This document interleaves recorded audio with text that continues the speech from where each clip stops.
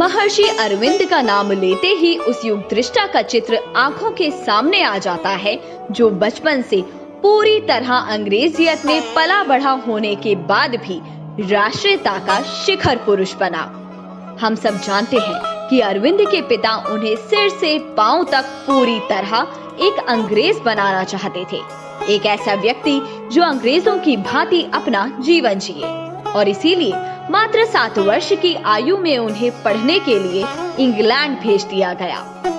अरविंद इतने मेधावी थे कि मात्र 18 वर्ष की आयु में उन्होंने सिविल सेवा की परीक्षा उत्तीर्ण कर ली, किंतु वे अंग्रेजों की चाकरी नहीं करना चाहते थे, इसीलिए घुड़सवारी की परीक्षा नहीं दी। स्वदेश लौटकर अरविंद ने भारतीय ग्रंथों का अध्ययन किया और फिर उनके भीतर एक युग पुरुष ने आकार लेना आरंभ किया। पूरे भारतवर्ष के लोगों को मानसिक रूप से अशक्त और पराधीन बनाने के लिए मैकाले की शिक्षा व्यवस्था थोप दी गई थी, जो स्वतंत्रता के 7 दशकों के पश्चात आज भी जारी है। महर्षि अरविंद ने उस शिक्षा व्यवस्था का प्रतिपादन किया जिससे इस देश का प्रत्येक नागरिक प्रतिभावान बने। आज केंद्र सरकार ने जो नई शिक्षा नीति लागू की है, वह वास्तव में महर्षि अरविंद द्वारा प्रतिपादित शिक्षा व्यवस्था का ही प्रतिबिंब है। देश की नई एजुकेशन पॉलिसी का ऐलान किया गया है। ये पॉलिसी 21वीं सदी के नौजवानों की सोच, उनकी जरूरतें, उनकी आशाओं, अपेक्षाओं और आकांक्षाओं को देखते हुए बनाने का व्यापक प्रयास हुआ है।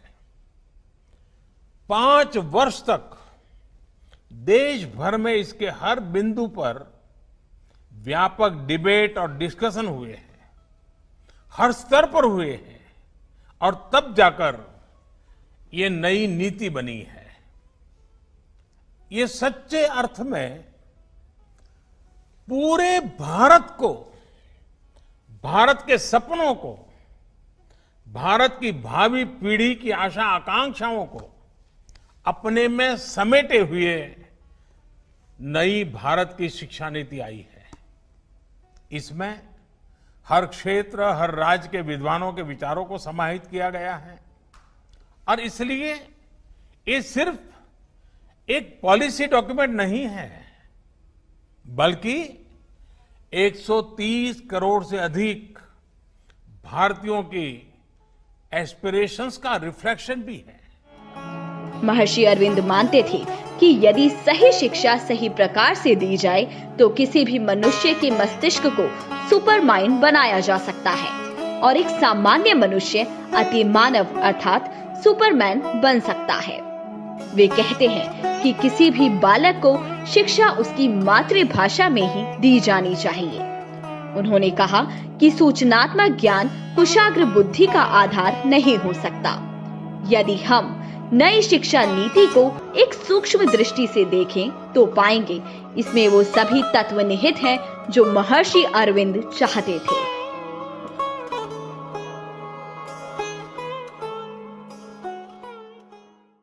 यदि आपको हमारा ये वीडियो पसंद आया तो इसे लाइक करें, शेयर करें और चैनल को सब्सक्राइब करना न भूलें।